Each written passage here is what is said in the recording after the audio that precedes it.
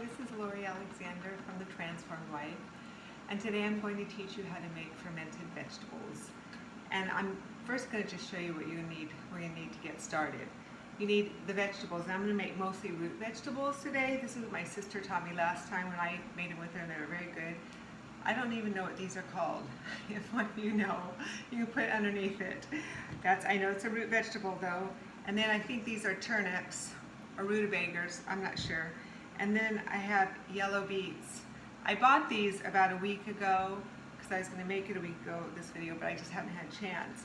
And then I'm going to put a cabbage in, I'm going to put some onion, I'm going to put garlic, and then what you need also is some whey. And this is how I made my whey. You just put kefir or yogurt in a cloth, and then I just put a strainer underneath it, and then you just let it strain, drip through all night long, and then you've got, see, it turns into like cheese, and I heard you can use it on crackers or something. I'll have to research, I don't know what to do. This is the first time I've made whey.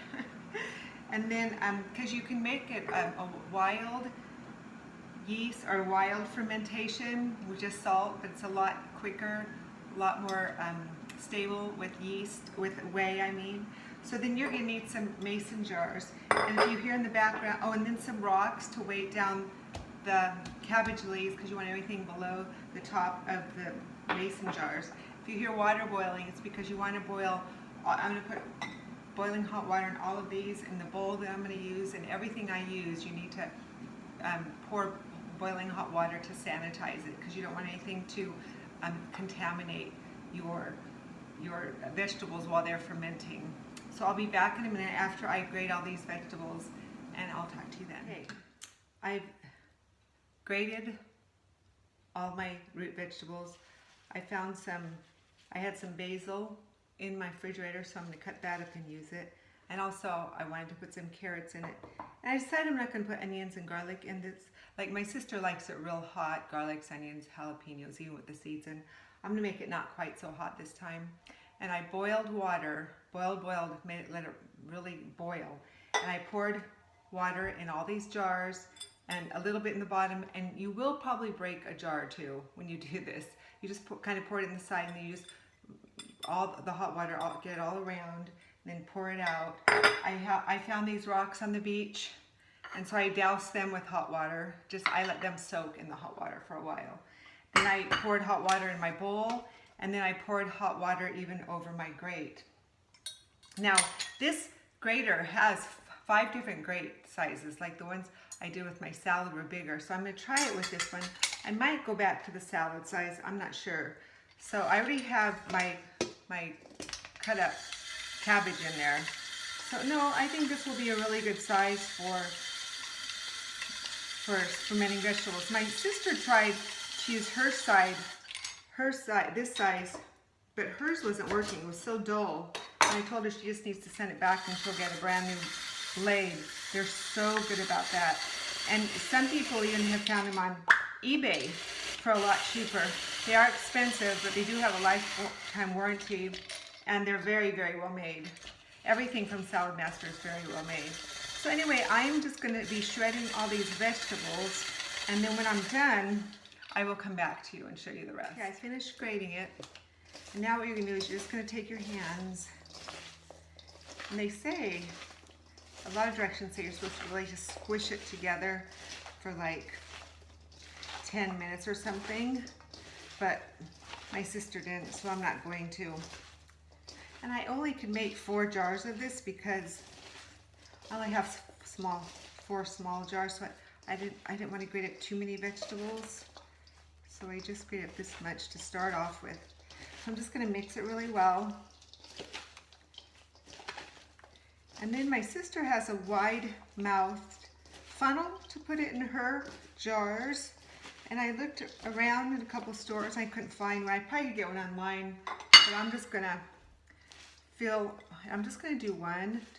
It's a lot neater to use a wide mouth funnel. But you just really want to squish it down in there. I made fermented vegetables a long time ago. I've made kombucha in the past. Kefir I'm making again, starting to make again.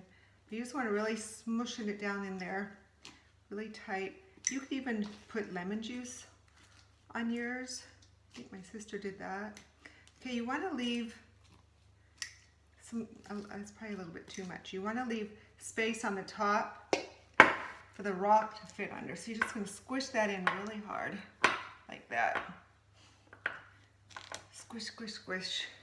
You want to make plenty of room on top for the cabbage leaf to go down, and then the rock underneath that. You want all your vegetables to be below the water line, because or else you'll be messy. So here's my jar right here. Now what I'm going to do is I'm going to put a tablespoon of salt in here. I think my sister measured hers in a little separate thing. And then you put about 3 tablespoons of whey in it.